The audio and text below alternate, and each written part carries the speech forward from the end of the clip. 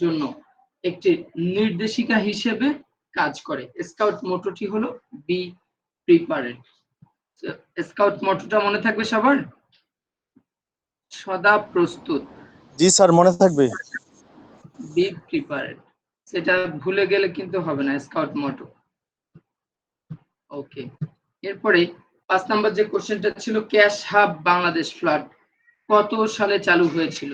এটা যেহেতু আগের বিষয়, তারপরে আমাদের সিলেবাসে এগুলো ইনক্লুড করা আছে, যেগুলো এখান থেকে দিয়েছি। তো ক্যাশ হাব বাংলাদেশ ফ্লাড চালু হয়েছিল এটা 2022 সালে। এটা একটা উদ্যোগ। ক্যাশ হাব বাংলাদেশ ফ্লাড 2022 একটি উদ্যোগের নাম ছিল। এটা একটা উদ্যোগ ছিল যা 2022 সালে বাংলাদেশের হওয়া ডিভাস্টারিং বন্যার প্রেক্ষিতে কার্যকরী সহায়তা প্রদান করার জন্য চালু করা হয়েছিল। এটা 2022 সালে বন্যায় যে ক্ষতিগ্রস্ত হয়েছিল অনেক মানুষ, ওই সময়ে যেন কিভাবে একটা উদ্যোগ ছিল, কিভাবে মানুষের পাশে দাঁড়ানো যায়, সেটা টাকা দিয়ে হোক বা কোন একটা প্রযুক্তির মাধ্যমে টাকা দিয়ে হোক বা অন্যান্য ভাবে ত্রাণ বা সাহায্য সামগ্রী পাঠানোর জন্য হোক, সেটা একটা উদ্যোগ ছিল। ঠিক আছে, আমরা খ বিভাগের কোশ্চেন গুলো একটু দেখি। শহীদ দিবস। শহীদ দিবস কেন অত্যন্ত গুরুত্বপূর্ণ? শহীদ দিবস অত্যন্ত গুরুত্বপূর্ণ কারণ এই দিনে ভাষার অধিকার রক্ষায় শহীদরা জীবন দিয়েছিলেন, যা আমাদের জাতীয় পরিচয় এবং মাতৃভাষার মর্যাদা প্রতিষ্ঠায় ঐতিহাসিক ভূমিকা রেখেছে। তাহলে শহীদ দিবস 21শে ফেব্রুয়ারি কেন গুরুত্বপূর্ণ ভূমিকা পালন করে থাকে? কেন এটা এই দিনটা এত গুরুত্বপূর্ণ বুঝতে পেরেছেন? বিকজ এটা আমাদের ভাষার অধিকার রক্ষায় শহীদেরা জীবন দিয়েছিলেন, যা আমাদের জাতীয় পরিচয়, মাতৃভাষার মর্যাদা প্রতিষ্ঠায় ঐতিহাসিক ভূমিকা রেখেছে। নেক্সট কোশ্চেন ছিল স্কাউটিং বলতে কি বোঝায়, অর্থাৎ স্কাউটিংটা কি? স্কাউট বলতে আমরা কি বুঝি? স্কাউটিং হলো একটি বৈশ্বিক যুব সংগঠন। কি সংগঠন? বৈশ্বিক যুব সংগঠন, যা মূলত ছেলেদের শারীরিক, মানসিক এবং নৈতিক উন্নতির জন্য প্রশিক্ষণ এবং শিক্ষা প্রদান করে। যদি কেউ এইটুকু লিখেন তাও হবে। স্কাউট কি?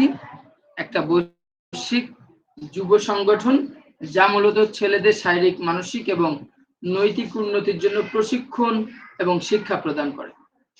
এছাড়া আরো কিছু যদি এক্সট্রা আমরা এটা সম্পর্কে জানতে চাই, তাহলে এর মাধ্যমে যুবকদের সাহসিকতা, স্কাউটে মানুষ আসলে মূলত কি শিখে? যুবকদের সাহসিকতা, নেতৃত্ব, সততা, শৃঙ্খলা এবং সমাজ সেবায় অংশগ্রহণের মতো গুণাবলী শেখানো হয়। এই বোঝা গিয়েছে? স্কাউটিং একটি অর্গানাইজড কার্যক্রম, অর্থাৎ এখানে যাই হয় সবকিছু খুবই ওয়েল অর্গানাইজড, যেখানে খেলাধুলা, অভিযাত্রী কার্যক্রম, মাল্টিপল অ্যাক্টিভিটিস হয় ওখানে, শুধু যে খেলাধুলা তা না, ডিসিপ্লিন রিলেটেড বিভিন্ন অ্যাক্টিভিটিস হয়, সেবা প্রকল্প এবং অন্যান্য শিক্ষা কার্যক্রমের মাধ্যমে যুবকরা নিজেদের দক্ষতা ও ক্ষমতা উন্নত করে বিভিন্ন অ্যাক্টিভিটিস এর মাধ্যমে।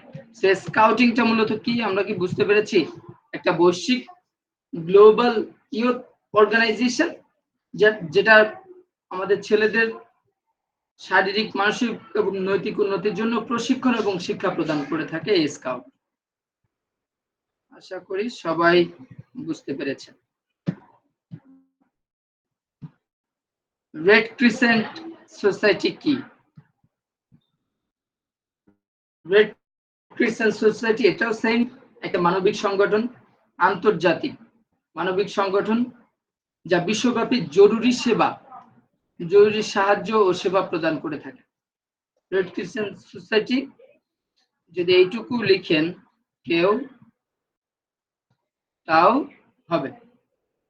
বুঝতে পেরেছেন? এক কথায় যদি কেউ এটুকু লিখেন তাও রাইট হবে। রেড ক্রিসেন্ট সোসাইটি কত সালে প্রতিষ্ঠিত হয়? 1863 সালে সুইজারল্যান্ডের জেনেভাতে রেড ক্রস সোসাইটির প্রতিষ্ঠার পর এটা মূলত প্রথমে রেড ক্রস সোসাইটি হিসাবে প্রচলিত ছিল, বাট মুসলিম দেশগুলোতে রেড ক্রস পরিবর্তে এটা রেড ব্যবহার হয়। মুসলিম দেশগুলোতে কি হয়, রেড ক্রসের পরিবর্তে রেড ক্রিসেন্ট হিসাবে এটা ব্যবহৃত হয়। তো বাংলাদেশের ক্রিসেন্ট সোসাইটি আছে, যেটা 1973 সালে, অর্থাৎ আমাদের দেশ স্বাধীন হওয়ার 2 বছর পরে 73 সালে রেড ক্রিসেন্ট সোসাইটি প্রতিষ্ঠিত হয়। তাহলে এটাও একটা ইন্টারন্যাশনাল মানবিক সংগঠন, বিশ্বব্যাপী, যার কাজ হচ্ছে বিশ্বব্যাপী জরুরি সাহায্য প্রদান করা।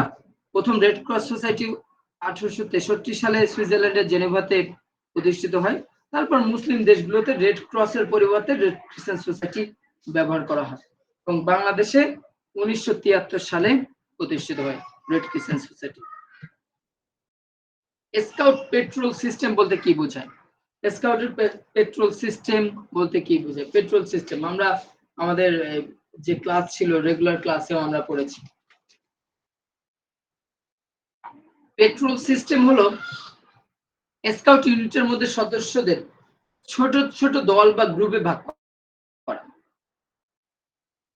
এই ভাগ করার যে প্রসেস, সেটা হচ্ছে পেট্রোল সিস্টেম।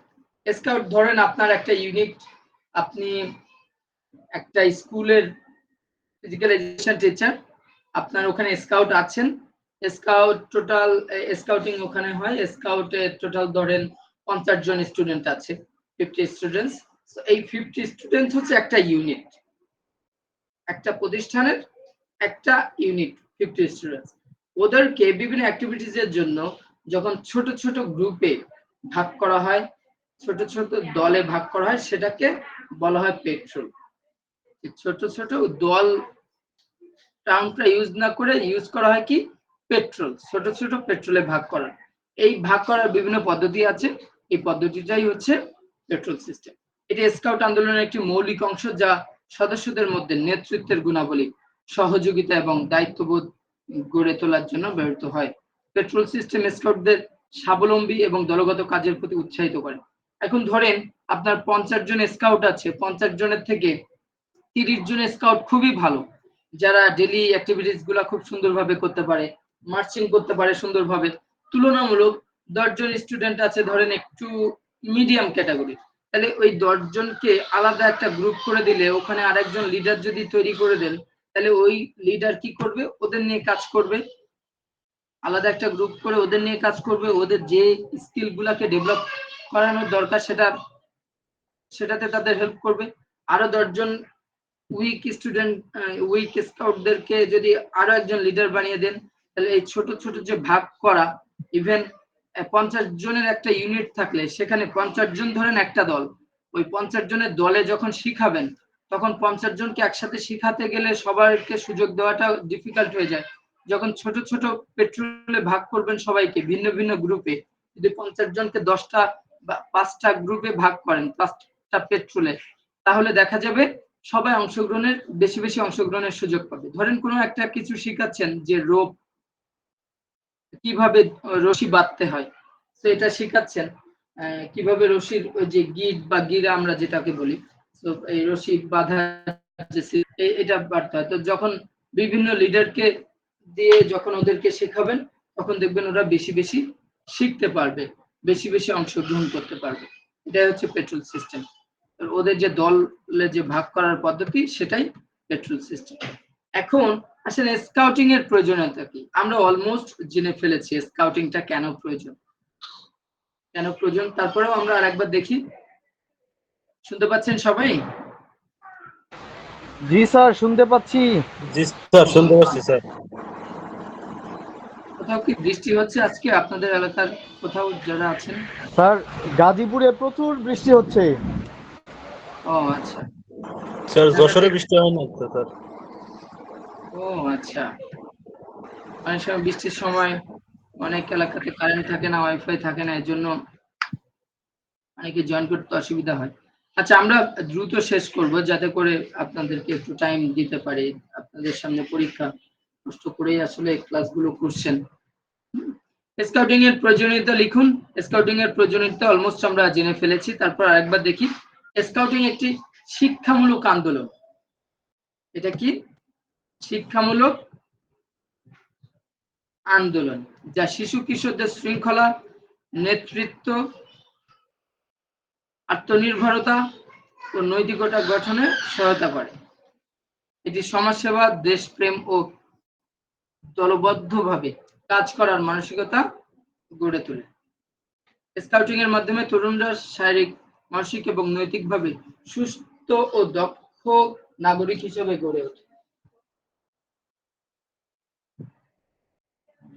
তাহলে এখানে স্কাউটিং এর একটা প্রয়োজনীয়তা এখানে দিয়েছে। এখন দেখেন এখানে আর এক ধরনের কালার ব্যবহার করেছে। এখানে কিছু পয়েন্ট আকারে যদি কেউ লিখতে চান, 2 মার্কের কোশ্চেন, অনেক সময় দেখা যায় 5 মার্কের কোশ্চেনের মধ্যে এই টাইপের কোশ্চেন দিয়ে দেয়। তো যদি হয় তখন এখানে বেশি মার্কের কোশ্চেন হলে আপনারা পয়েন্ট আকারে চাইলেও দিতে পারেন। শারীরিক উন্নয়ন, নৈতিক শিক্ষা, নেতৃত্বের গুণাবলী, সামাজিক দায়িত্ব, স্বাধীনতা ও আত্মবিশ্বাস, প্রাকৃতিক পরিবেশের সাথে সংযোগ। এভাবে স্কাউটিং যুবকদের শুধুমাত্র শারীরিক এবং মানসিক উন্নতি নয়, বরং সামাজিক এবং নৈতিক উন্নতির একটি পরিপূর্ণ পথ প্রদর্শন করে।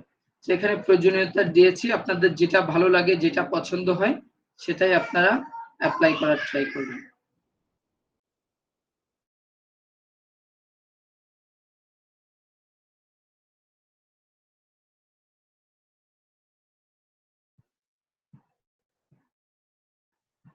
ওকে, আমরা নেক্সট দেখি কি আছে। গ বিভাগে তিলো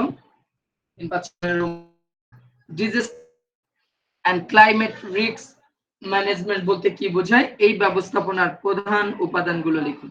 disaster and climate risk management শব্দটা শুনলেই বুঝতে পারছেন disaster and climate risk management বলতে কি বোঝায়। সো এটা এমন একটা প্রক্রিয়া যা প্রাকৃতিক দুর্যোগ এবং জলবায়ু পরিবর্তনের কারণে হতে পারে এমন বিপদ ও ঝুঁকি থেকে সমাজকে সুরক্ষিত রাখতে সহায়ক। তাহলে এটা কি? এমন একটা প্রক্রিয়া। এই যে disaster and climate risk management, এটা এমন একটা প্রক্রিয়া যা কি করে,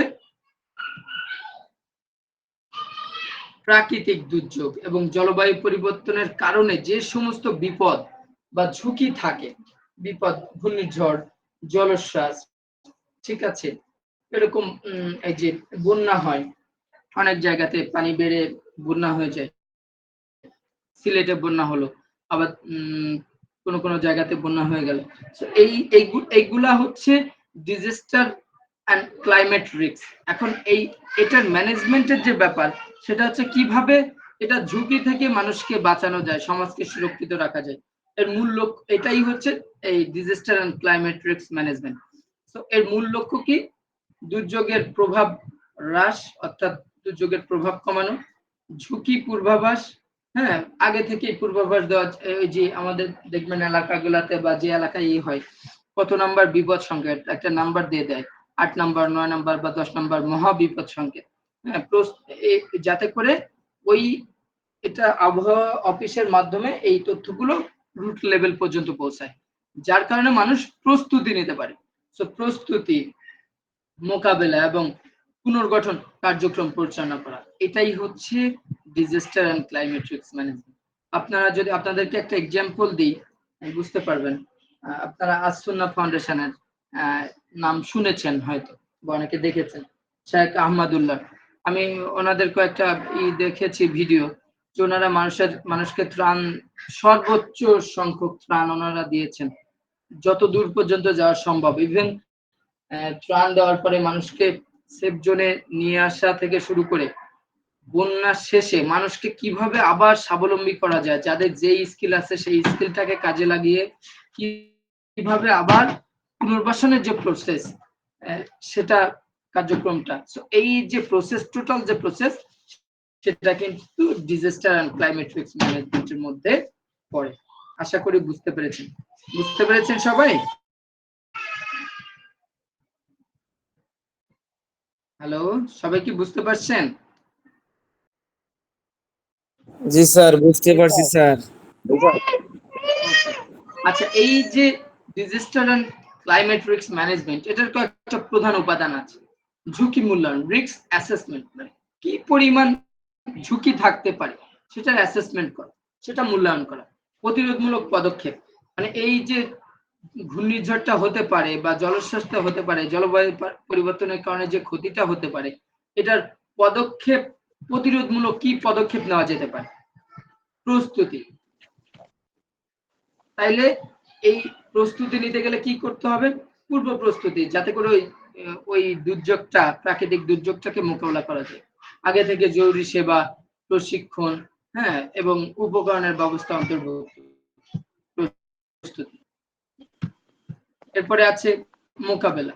প্রস্তুতি যখন নেবেন তখন মোকাবেলা তো করতে হবে। দুর্যোগের সময় দ্রুত কার্যকরী প্রতিক্রিয়া প্রদানের জন্য পরিকল্পনা তৈরি করা, যেমন উদ্ধার কাজ, চিকিৎসা সেবা, ত্রাণ বিতরণ ইত্যাদি।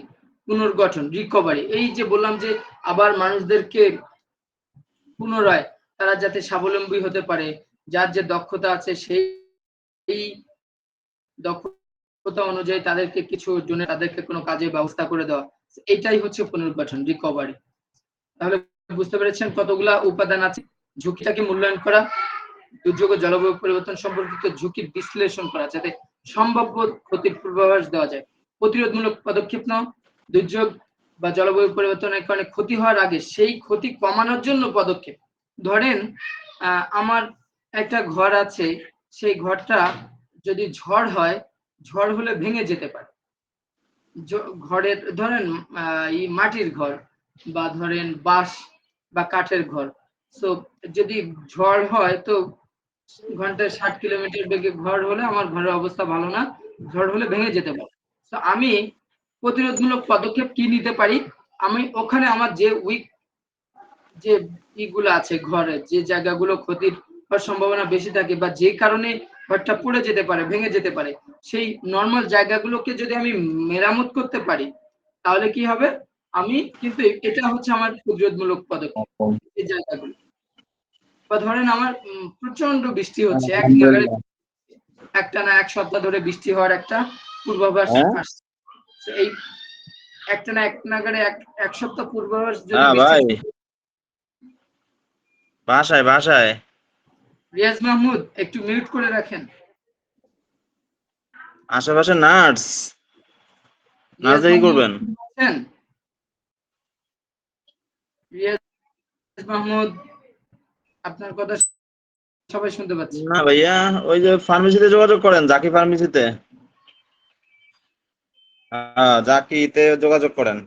বা ওই আমার তো রুমমেটটা আছে, ওই যে ইয়াতে যান, মারিয়া ফার্মেসিতে, কামরুল।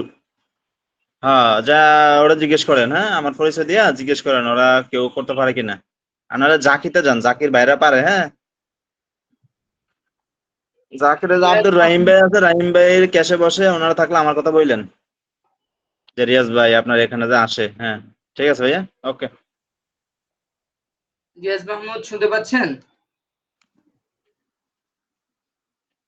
হ্যালো, রিয়াজ মাহমুদ শুনতে পাচ্ছেন? স্যার দুঃখিত স্যার, খেয়াল ছিল না স্যার। আচ্ছা, সবাই আপনার কথাই বলবে ক্যাশে যদি উনি বসে। ঠিক আছে, ওকে। তাহলে ঝুঁকি মূল্যায়ন, প্রতিরোধমূলক পদক্ষেপ, প্রস্তুতি, মোকাবেলা, পুনর্গঠন, এই কয়েকটা গুরুত্বপূর্ণ উপাদান কিন্তু এই ডিজাস্টার এন্ড রিস্ক ম্যানেজমেন্টের মধ্যে রয়েছে। এগুলা সবাই দেখে রাখবেন, পয়েন্টগুলোকে ফোকাস করবেন। এরপর দেখেন, রিইনফোর্সিং রুরাল রিসাইলেন্স বলতে কি বোঝায় এর গুরুত্ব আলোচনা করুন। রিইনফোর্সিং রুরাল রিসাইলেন্স কি? উন্নয়নমূলক ধারণা যা গ্রামীণ এলাকাগুলোতে পরিবেশগত, অর্থনৈতিক এবং সামাজিক স্থিতিস্থাপকতা লক্ষ্য হলো গ্রামীণ জনগণের জীবিকা ও সম্প্রদায়কে দুর্যোগ, জলবায়ু পরিবর্তন, প্রাকৃতিক বিপর্যয় এবং অন্যান্য সংকটের বিরুদ্ধে শক্তিশালী এবং স্থিতিস্থাপক করে তোলা। তাহলে কি, অনেক সময় রিইনফোর্সিং রুরাল রিসাইলেন্স দেখবেন অনেক জায়গাতে পানির ট্যাঙ্ক, অনেক এলাকাতে টিউবওয়েল, যে এলাকাতে পানির সমস্যা আছে টিউবওয়েল, এরকম অনেক কিছু। অনেক এলাকাতে বিভিন্ন এনজিওর মাধ্যমে আহ, গরু ডোনেট করা, এরকম বিভিন্ন কাজ করে। So, এগুলা কিন্তু রিইনফোর্সিং রুরাল রিসাইলেন্সের মধ্যে পড়ে। এর গুরুত্ব কি আমরা একটু দেখি। গ্রামীণ এলাকাগুলি প্রায় প্রাকৃতিক বিপর্যয়, জলবায়ু পরিবর্তন এবং অন্যান্য অর্থনৈতিক চ্যালেঞ্জের জন্য বিশেষভাবে ঝুঁকিপূর্ণ। এই ধরনের স্থিতিস্থাপকতা বৃদ্ধি করার মাধ্যমে ওই এলাকাগুলির জনগণ তাদের জীবিকা ও সম্পদকে সুরক্ষিত রাখতে পারে এবং দুর্যোগ পরবর্তী সময়ে দ্রুত পুনরুদ্ধার করতে সক্ষম হয়। এই ধারণাটি সাধারণত সরকার, আন্তর্জাতিক দাতা সংস্থা, এনজিও এবং স্থানীয় সম্প্রদায়ের যৌথ প্রচেষ্টায় বাস্তবায়িত হয়। আমি আমাদের এলাকাতে গিয়ে দেখি এবার যারা তুলনামূলক একটু বেশি গরিব, তাদেরকে পানির ট্যাঙ্ক দিয়েছে। নরমালি বাসায় যে মোটরের পানি আমরা কোথায় রাখি? ছাদের উপরে, ট্যাঙ্কের উপরে রাখি না, ট্যাঙ্কের ভেতরে। তো ওরকম দেখলাম 3000 লিটার ট্যাঙ্ক এরকম দিয়েছে। আবার এইগুলার কিন্তু আবার অ্যাবিউজও হয়। কিভাবে? শুনেছি অনেকে যারা এটার দায়িত্বে আছে তাদেরকে 3000 টাকা দিলে একটা ট্যাঙ্ক দিয়ে দিচ্ছে। তো যাদের টাকা আছে তারা ওটা চাইলে কিনে নিতে পারছে। নরমালি ওটা আসছে গরিব মানুষের জন্য, যাদের টাকা দিয়ে কেনার সামর্থ্য নাই। পানি ধরে রাখা, বৃষ্টির পানি ধরে রাখা এবং সেটা সারা বছর ব্যবহার করার যে প্রসেস তারা ওখানে করে দিচ্ছে। বাট যাদের টাকা আছে তারা চাইলেই কিছু টাকা ওদেরকে দিয়েই এটা নিজেরাও নিতে পারছে, এরকমও করছে। এগুলা রিইনফোর্সিং রুরাল রিসাইলেন্সের মধ্যে পড়ে। ঠিক আছে, এরপরে আরো একটা গুরুত্বপূর্ণ কোশ্চেন, কিভাবে যুব অপরাধ প্রতিরোধ করা যায় আলোচনা করুন। যেটাকে জুভেনিল ডেলিনকুয়েন্সি বলি আমরা। এমন একটা আচরণ যা আইন বা সামাজিক নীতি লঙ্ঘন করে। এই যে যুব অপরাধ, যুব অপরাধ কি? এমন একটা আচরণ বা এমন একটা অ্যাক্টিভিটিস যেটা আমাদের সমাজের রীতিনীতি লঙ্ঘন করে, মানে মেনে চলে না, এবং এটি সাধারণত কিশোর কিশোরীদের মধ্যে ঘটে। ধরেন এলাকায় কিছু কিছু এলাকায় খুব ইয়াং এজে ছেলেপেলেরা খুবই মানে মাদকাসক্ত হয়ে যাচ্ছে। তো এই মাদকাসক্তি হওয়াটা কি সমাজ কি মেনে নেয়? মানতে পারে না। যদিও বাই ডিফল্ট আমরা অভ্যস্ত হয়ে গিয়েছি, আমরা কিছু বলতে পারি না, অনেক সমস্যার কারণে অনেক সমস্যার সম্মুখীন হতে হয়। কেউ কিছু বলতে গেলে উল্টা আবার তাদের উপর মানুষ চড়াও হয়ে ওঠে বা তাদের ক্ষতির সম্ভাবনা থাকে। তো এটা কিন্তু সামাজিক নীতি লঙ্ঘন, এটা কাইন্ড অফ যুব অপরাধ। সে আইন মেনটেন করছে না, সমাজের পরিবেশ নষ্ট করছে। সেটা বেশিরভাগ ক্ষেত্রে কিশোর কিশোরীদের মধ্যে ঘটে। এর প্রতিরোধে কিছু গুরুত্বপূর্ণ পদক্ষেপ রয়েছে, আমরা একটু পদক্ষেপগুলো দেখি। শিক্ষার গুরুত্ব বৃদ্ধি। শুধু হ্যালো, সবাই শুনতে পাচ্ছেন? জি স্যার, শুনতে আমাদের সমাজে আমরা যে শিক্ষাটা যে কেন দরকার, নর্মাল মানুষ কিন্তু শিক্ষার মূল উদ্দেশ্য আসলে বুঝে না। আপনারা যদি খেয়াল করেন বা গ্রামে যদি মানুষদের জিজ্ঞাসা করলেও বুঝতে পারবেন, অ্যান্সার পেয়ে যাবেন। ঠিক কেন যে বাচ্চাদের লেখাপড়া করায় এটাই জানে না, বা যারা করে এটাও জানে না। এখন ব্যাপার হচ্ছে, যে বাচ্চাটা লেখাপড়া শিখছে সে যদি তার উদ্দেশ্য লেখাপড়া করে সে কি বেনিফিটটা পাবে সেটা যদি সে না জানে, তাহলে কিন্তু সে করতে চাইবে না, পড়াশোনা করতে তার ভালো লাগবে না। বাট সে যদি পড়াশোনা করে, বাই দিস টাইম সেটার ইফেক্ট বুঝতে পারে যে এই পড়াশোনা করলে আমি কি আমি লাভবান হব। আমরা যেটা করি, আমরা সবসময় লাভের জন্য কোনো কিছু কাজ করি, তাই না? লাভের জন্য সামনে আগাই। তো আমরা লাভের জন্য যদি সামনে এগোতে চাই, সেক্ষেত্রে আমরা যদি আমাকে যদি এখন বলা হয় আপনি অমুক প্রতিষ্ঠানে যদি আসেন তাহলে আপনাকে এত টাকা হবে, তার মানে কি আমি একটা লাভ পাচ্ছি ওখানে, যে আমাকে এত টাকা অফার করছে, আমি ডিসিশন নিব আমি যাব কি যাব না। সো আমি ওখানে গেলে আমার লাভ আছে। এখানে আমরা যারা এই কোর্সটার সাথে ইনভলভ আছি, আপনারা যারা করছেন, আপনারাও একটা লাভের জন্য করছেন। কেন? এই কোর্সটা তো সবাই করছে না, সাম সিলেক্টেড পিপুল এটা করছে। কেন করছে? একটা লাভের উদ্দেশ্যে, যে এই কোর্সটা করলে আমরা এই সার্টিফিকেটটার মাধ্যমে আমরা একটা দিক দিয়ে বেনিফিট হব। এরকমই আমরা লেখাপড়ার উদ্দেশ্যটা যদি আমরা ঠিক মতো না করতে পারি, বেনিফিটটা যদি ঠিক মতো প্রচার না করতে পারি, তখন কিন্তু এই বাচ্চাদের আর লেখাপড়া করতে ভালো লাগবে না। শুধু মুখস্থ করো, পড়া দাও, না হলে টিচার মারবে বকবে, এরকম একটা প্রথার মধ্যে চলে যাচ্ছে। সেটা কিন্তু অ্যাকচুয়ালি আলটিমেট গোলটা, পড়াশোনার যে আলটিমেট গোলটা অ্যাচিভ হচ্ছে না। অ্যাচিভ হতে হলে তাদেরকে আগে থেকে তারা যেন উৎসাহের সাথে পড়াশোনা করে, সেটা খেয়াল রাখতে হবে। আর উৎসাহ কখন পাবে? যখন সে এটার মধ্যে বেনিফিট পাবে, যখন সে এটার মধ্যে বুঝবে যে না, এটা করলে আমার এই হবে, আমি যদি ডাক্তার হতে চাই, আমি মানুষের সেবা দিতে পারবো, বাই দিস টাইম আমি অনেক টাকা পয়সা ইনকাম করতে পারবো। তো আমাকে ডাক্তার হতে গেলে কি করতে হবে? আমাকে ভালো রেজাল্ট করতে হবে, আগে এসএসসি পাস করতে হবে, তারপরে এইচএসসি পাস করতে হবে, দেন আমাকে অ্যাডমিশন দিতে হবে। মেডিকেলে চান্স পেতে গেলে খুব ভালোভাবে পড়াশোনা করতে হবে, আমাকে সায়েন্স নিয়ে পড়াশোনা করতে হবে।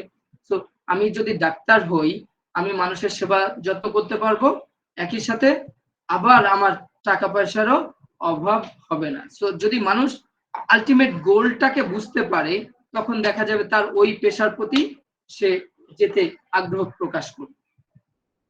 আমি যদি শিক্ষিত হই, তাহলে আমার সমাজে ভ্যালু থাকবে অন্যরকম, আমার কথা সবাই শুনবে, আমি নিজের দক্ষতা বৃদ্ধি করতে পারবো, নিজের আমার দ্বারা অনেক ভালো কাজ, সমাজসেবামূলক কাজ করা সম্ভব হবে, ঠিক আছে, আমার গুরুত্ব বৃদ্ধি হবে, ঠিক আছে।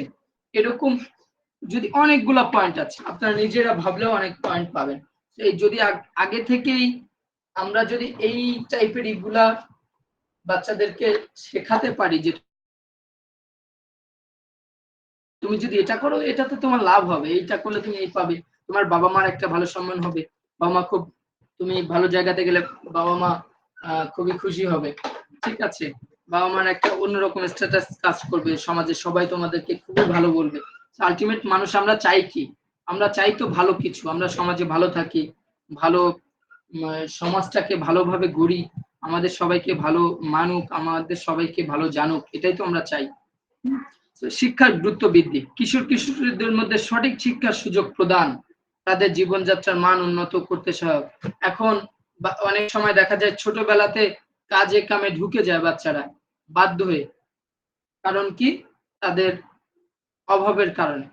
এখন যাদের এরকম অভাব আছে তাদেরকে সাপোর্ট দিতে হবে, যাদের ক্ষমতা আছে তাদেরকে ওই যারা তুলনামূলক অভাবগ্রস্ত তাদেরকে সাপোর্ট দিতে হবে, তাইলে শিক্ষার গুরুত্ব বৃদ্ধি হবে। আদারওয়াইজ ওই বাচ্চাগুলা ঝরে পড়বে। এবং যখনই একবার টাকা ইনকাম করা শুরু করবে, মানে খুব আর্লি এজে, তখন দেখা যাবে সে তার অন্যরকম সঙ্গ হয়ে যাবে, সে আস্তে আস্তে বিড়ি সিগারেট গাঁজা খাইতে শুরু করবে, ইভেন এমনকি তার মাধ্যমে অপরাধ প্রবণতাও বেড়ে চলবে। পারিবারিক সমর্থন, পরিবারের ভেতর থেকে প্রাপ্ত মানসিক সমর্থন, সঠিক দিক নির্দেশনা অপরাধ প্রবণতা কমাতে সাহায্য করতে পারে। পরিবার থেকে যদি সঠিক নির্দেশনা যদি দেওয়া হয়, তাহলে দেখা যাবে সঠিক গাইডলাইন যদি বাচ্চারা পায়, তাহলে অভিভাবকের গাইডলাইন সঠিকভাবে যদি পায়, তাহলে অনেক সময় বাচ্চারা কি করে, ভালো পদে থাকতে পারে। তো তাদের মধ্যে অপরাধ প্রবণতাটা কমতে থাকে। সামাজিক কার্যক্রমে অংশগ্রহণ, বিভিন্ন social activities, social welfare related activities, sports, বিভিন্ন টাইপের স্বেচ্ছাসেবী কাজের সাথে সংযুক্ত থাকলে তখন একটা ইমেজ ক্রিয়েট হয় মানুষের, যে মানুষ সবাই আমাদেরকে খুবই পছন্দ করে, আমরা এরকম মানবিক কাজে মানুষকে সহায়তা করি, আমার দ্বারা একটা খারাপ কাজ হলে এটা আমার প্রেস্টিজিয়াস ইস্যুস। তাহলে এই সামাজিক কার্যক্রমে অংশগ্রহণ যত বেশি হবে, তত দেখবেন আলটিমেটলি তার অপরাধ প্রবণতা তার মধ্যে থেকে 0% চলে আসবে। মনোবৈজ্ঞানিক সহায়তা, যদি একান্তই অনেক বেশি আবেগের বশতে যদি মানসিক চাপ, উদ্বেগ, হতাশা এসব কারণে যদি কেউ অপরাধ প্রবণতা কারোর মধ্যে বেড়ে চলে, তাহলে তাকে যে সাইকিয়াট্রিস্ট বা সাইকোলজিস্টের সহযোগিতা নিতে হবে।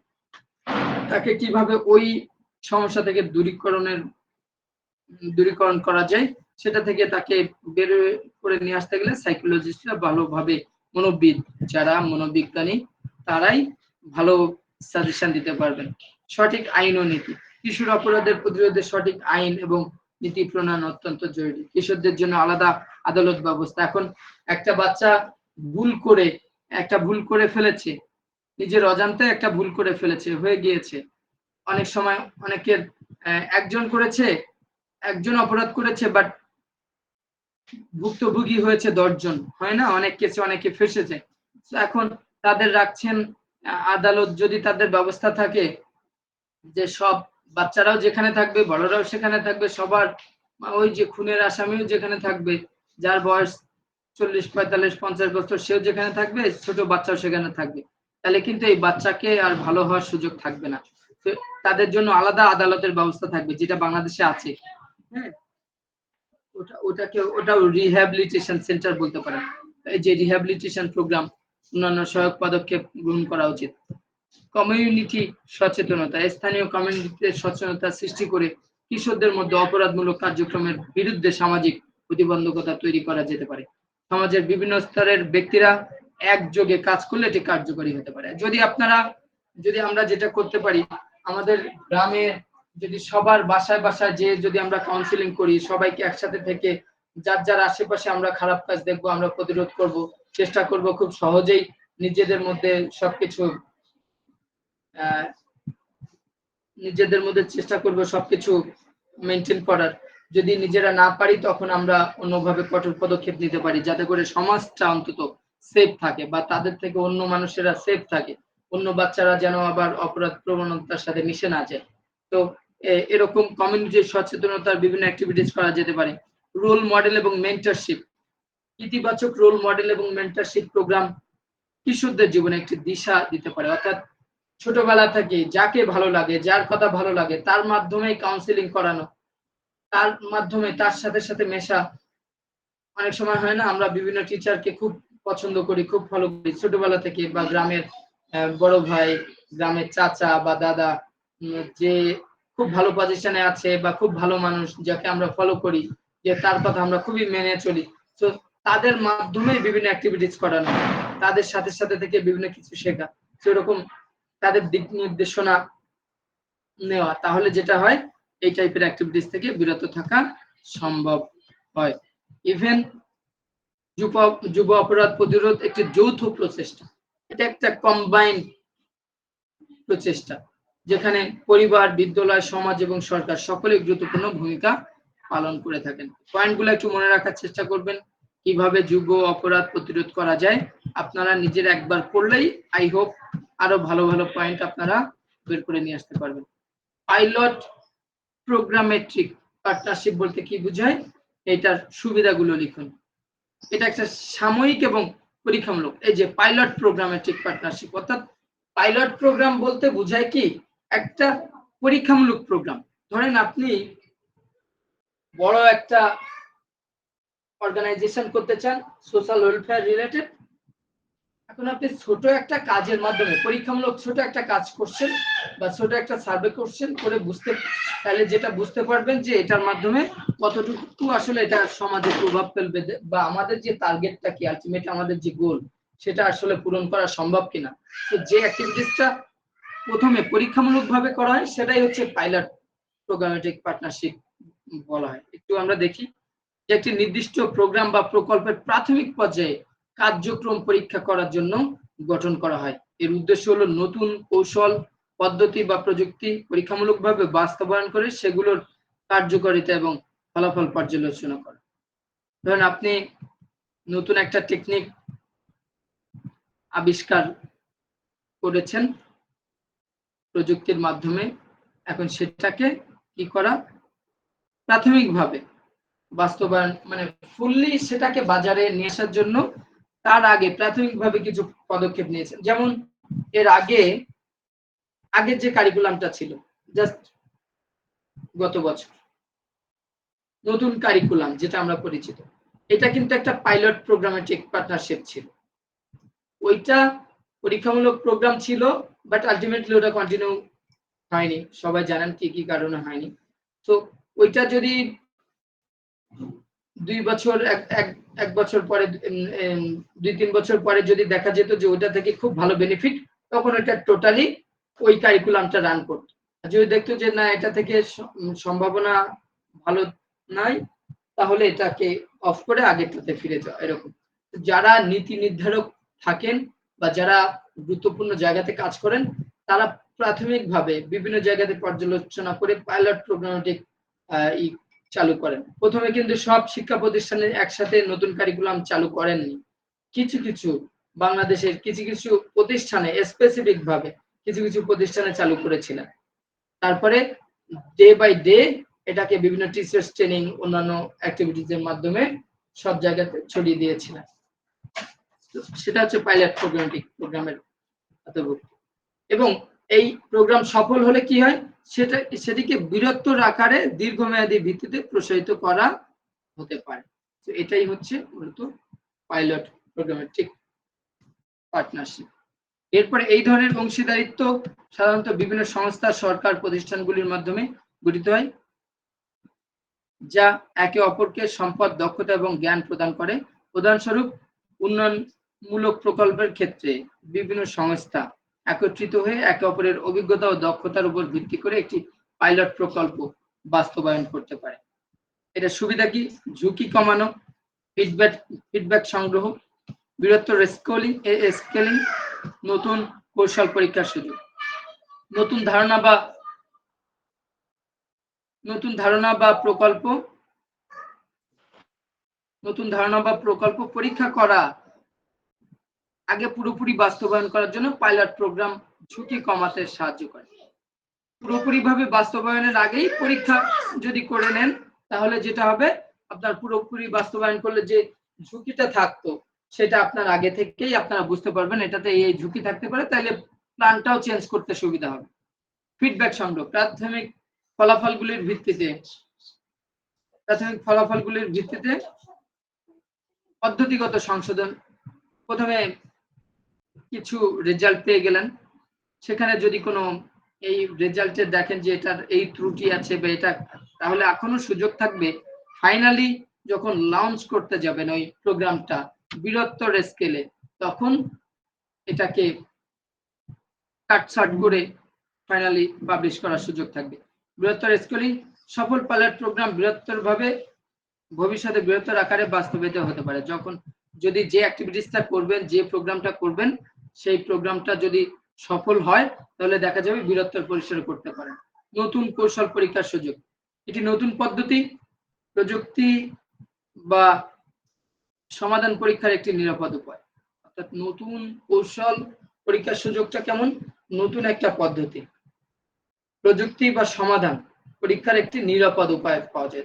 ডে বাই ডে তো সবকিছু আপডেটেড হয়, নতুন প্রযুক্তির ব্যবহারেই কিন্তু এটা করা হয়। আমরা কিন্তু এখন চাইলে সবাই বাটন ফোন ইউজ করতে পারবো না। আমরা এখন সবাই অ্যান্ড্রয়েড বা আরো অ্যাডভান্স লেভেলে আছে, এখন মানুষ আইফোন ইউজ করে বেশিরভাগ মানুষ। তো এখন অনেক আপডেট পজিশনে আছে মানুষ, ঠিক আছে। এখন কিন্তু চাইবে না কেউ বাটন সেট ইউজ করতে, ব্যাকডেটেড কেউ হতে চায় না। নতুন কোনো কিছু বাজারে যদি আরো আপডেটেড কিছু আসে, তখন কি আমরা সেটাকে আঁকড়ে ধরার চেষ্টা করব। তো স্বাভাবিকভাবে বৃহত্তর পরিসরে প্রথমে আসবে না, প্রথমে পরীক্ষামূলক ভাবে আসবে, দেন ওটা যদি ফিডব্যাক ভালো থাকে, তখন এটাকে বৃহত্তর পরিসরে নিয়ে আসার সুযোগ রয়েছে। একটা বিষয় যদি খেয়াল করেন, ধরেন আমরা যদি একটা সামাজিক উদ্যোগ নিই, যে আমাদের গ্রামের কেউই ধরেন ড্রাগ অ্যাডিক্টেড কেউই গ্রামে থাকবে না, অর্থাৎ গ্রামে কেউ ড্রাগ অ্যাডিক্টেড হবে না।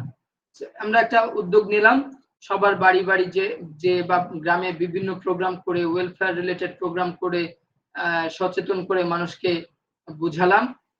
যখন দেখলাম যে এটা সম্ভব, তখন অনেক সময় দেখা যেতে পারে পাশের গ্রাম থেকেও মানুষ আসতে পারে, তারাও সাহায্য চাইতে পারে, আমরা পাশের গ্রামেও এই অ্যাক্টিভিটিস গুলা করতে পারি, তাহলে তাদের গ্রামটাও সেভ, আমাদের গ্রাম তো সেভই।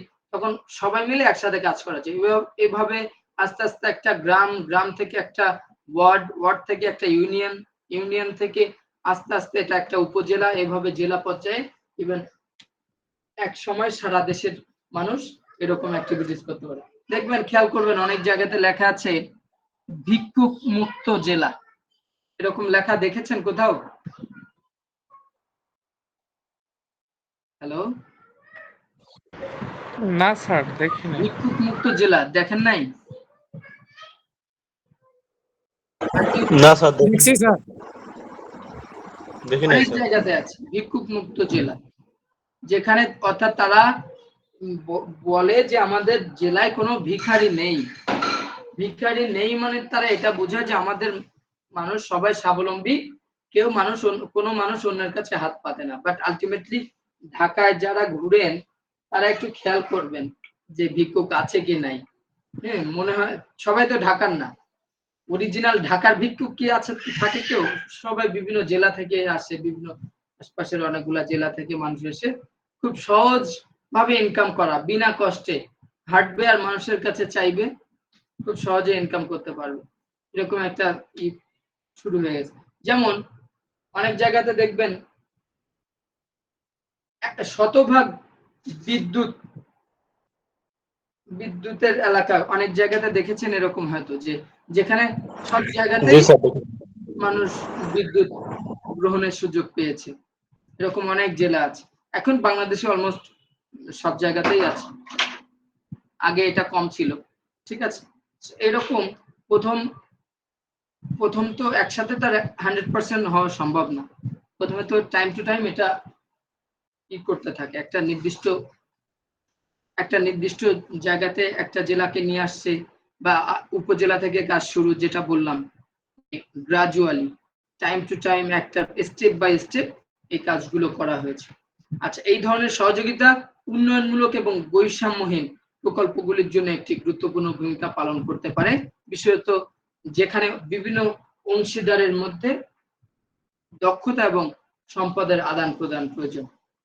সেখানে পাইলট প্রোগ্রামেটিক পার্টনারশিপ, পাইলট প্রকল্প দেখবেন আপনারা যখন এই যে বিভিন্ন প্রোগ্রামে ডিসপ্লে করা হয়, ডিসপ্লেটা কেমন ডিসপ্লে, ধরেন সায়েন্স ফেয়ার বা অন্যান্য এই টাইপের স্কুল কলেজগুলোতে সায়েন্স ফেয়ার বা আদার্স কিছু অ্যাক্টিভিটিস হয়, তো ওখানে দেখবেন যে অনেক বাচ্চারা তৈরি করছে কিভাবে রেল লাইনটাকে আরো নিরাপদ করা যায়, কিভাবে যানবাহন, একটা গ্রিন সিটি কিভাবে তৈরি করা যায়। ওইগুলা কিন্তু সব ডেমো, পাইলট প্রোগ্রাম, যেটা ডিসপ্লের মাধ্যমে আমরা জানতে পারি কি, এই প্রোগ্রামের মাধ্যমে জানতে পারি ওখানকার সব সুযোগ সুবিধা, আমরা বুঝতে পারি যে এই প্রোগ্রামটা অ্যাক্টিভ করলে এরকম সম্ভব। ওখানে দেখবেন যে বাচ্চারা খুব সুন্দর করে ব্রিফ করে। যদি আপনারা কোনো সায়েন্স ফেস্ট বা এই টাইপের প্রোগ্রামে যেয়ে থাকেন, তো আমি এরকম কয়েক জায়গায় যাওয়ার সুযোগ হয়েছে, দেখেছি কত সুন্দর সুন্দর প্ল্যান, বিভিন্ন ওরা বাচ্চারা তো পুরো সায়েন্টিস্টের মতো কত কিছু বানিয়ে ফেলে, কত নতুন নতুন কৌশল আবিষ্কার করে একটা মানে ড্রিম সিটিতে কি কি থাকা উচিত, গাড়ির ধোঁয়া নিরসনের জন্য কি ব্যবস্থা থাকা উচিত, কলকারখানার কারণে যে পরিবেশ নষ্ট হচ্ছে সেটা কিভাবে সেটা থেকে বেঁচে থাকা উচিত। ঠিক আছে, তো এরকম বিভিন্ন প্রজেক্ট তারা অ্যাক্টিভ করে।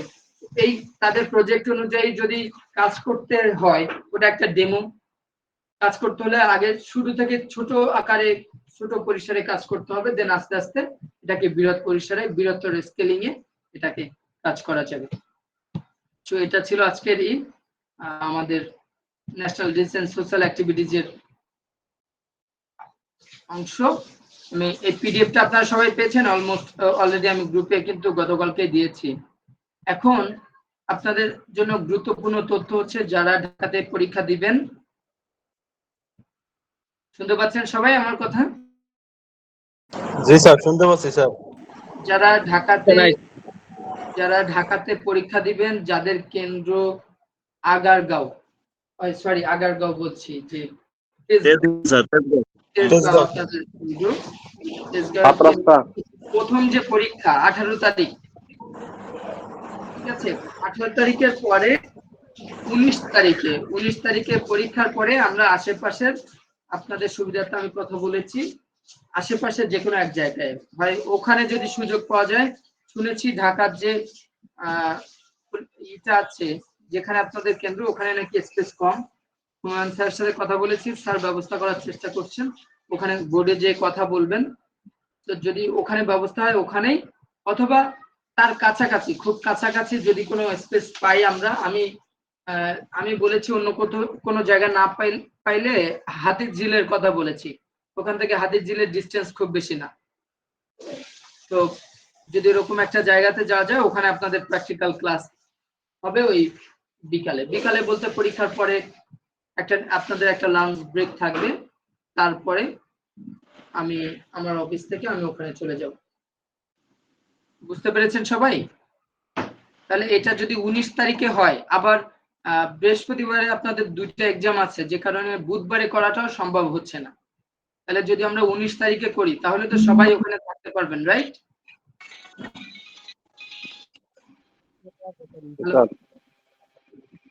একটু সবাই ওখানে যদি থাকেন তাহলে দেখা যাবে অনেকে টঙ্গীতে থাকবেন, অনেকে ঢাকাতে অন্য জায়গায় থাকবেন। সো আমরা যদি টঙ্গীতে করি তাহলে ঢাকা থেকে আসা যাওয়া অনেকে টাফ হয়ে যাবে। বাট জি পরীক্ষার স্যার, সময় তো অনেক সবাই সমস্যা হবে। যাবেন, পরীক্ষার সময় তো সবাই যাবেন। সবার কথা বিবেচনা করে, পরীক্ষার কথা সবার কথা বিবেচনা করে পরীক্ষার সময়ই আফটার এক্সাম আপনারা লাঞ্চের পরেই, আফটার এক্সাম আপনারা লাঞ্চ করে নেবেন, তারপর পরে আমরা ওখানে আপনাদের লোকেশনটা আমরা জানিয়ে দেব। লোকেশন আর ফাইনাল ডেটটা আমরা জানিয়ে দেব যে ওই দিন হবে, প্র্যাকটিক্যাল ক্লাসটা হবে। সবাই কি বুঝতে পেরেছেন? জি স্যার। জি স্যার। স্যার আমার একটা প্রশ্ন ছিল। জি বলেন। স্যার আমার একটা সমস্যা হচ্ছে, আমার রেজিস্ট্রেশন কার্ডটা পাচ্ছি না। এখন কি রেজিস্ট্রেশন কার্ড বাধ্যতামূলক? হ্যাঁ, রেজিস্ট্রেশন কার্ড ছাড়া তো পরীক্ষা অ্যালাউ করবে না। পাচ্ছেন না বলতে কোথায় পাচ্ছেন না? মানে আমি রেজিস্ট্রেশন কার্ডটা পরীক্ষা দিচ্ছি, গত পরীক্ষা দেওয়ার পরে বাসায় রাখছি। এখন ওই বাসা চেঞ্জ করার পরে ঢাকাতে থাকি, এখন কোথায় রাখছি জানি না। আমি এই যে মাত্র খুঁজতেছি অনেকক্ষণ যাবত, কিন্তু পাচ্ছি না রেজিস্ট্রেশন কার্ড। অ্যাডমিট কার্ড আনছি আজকে। আচ্ছা, আপনাদের রেজিস্ট্রেশন কার্ড তো পরীক্ষার সময় দেখতে চাই মনে হয়, অ্যাডমিট কার্ড, এবং পরীক্ষার হলে যে কি করে কার্ড এটা তো বলতে পারছি না, তবে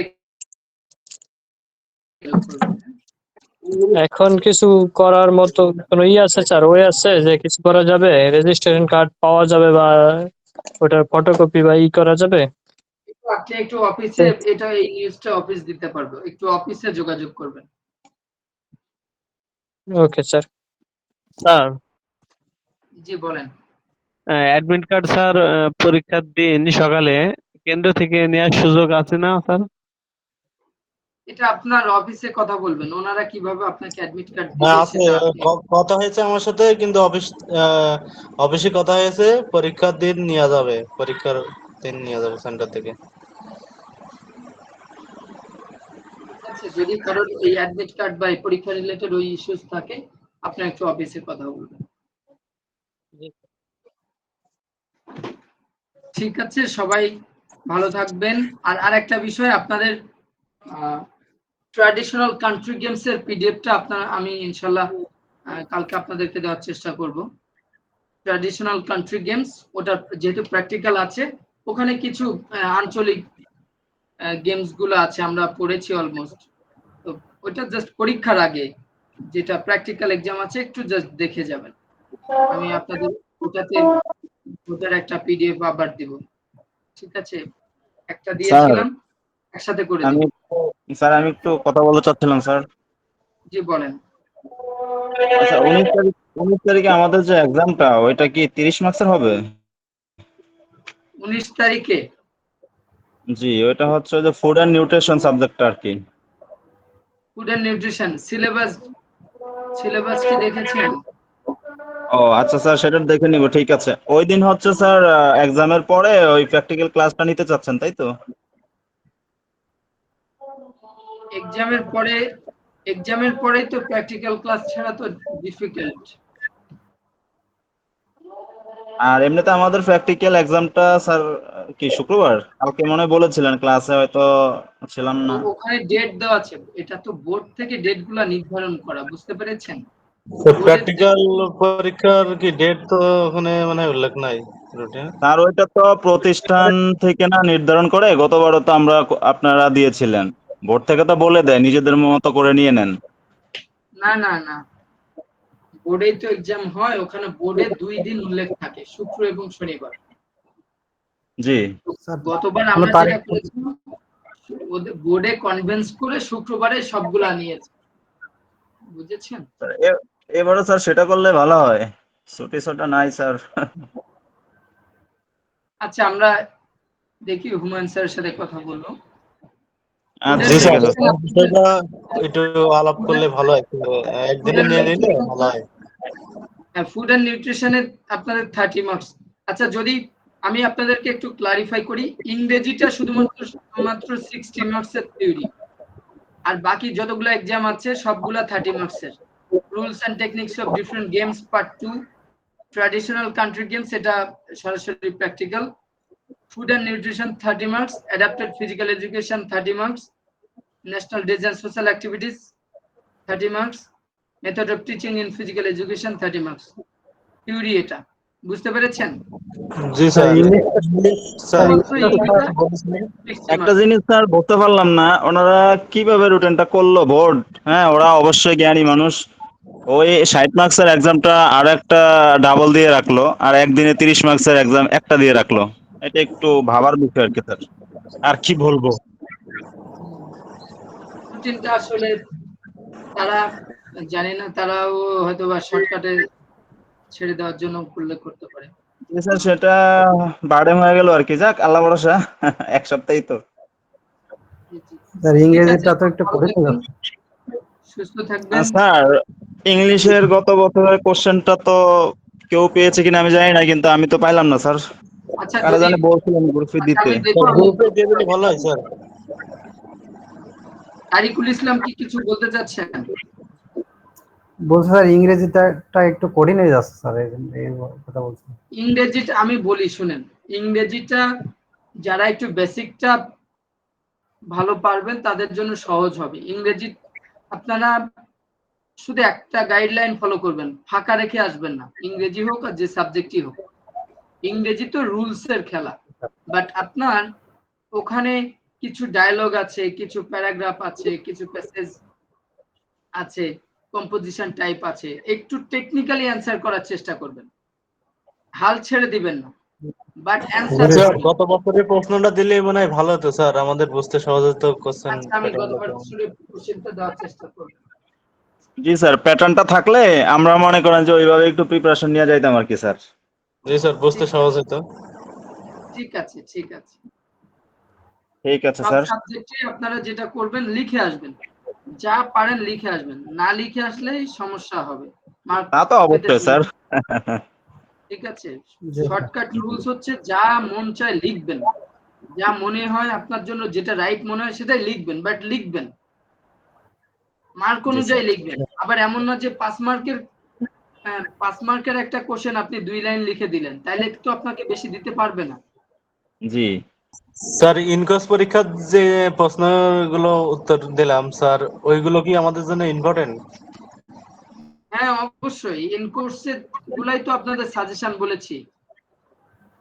মেইন ইন কোর্সটা আগে কমপ্লিট করতে হবে।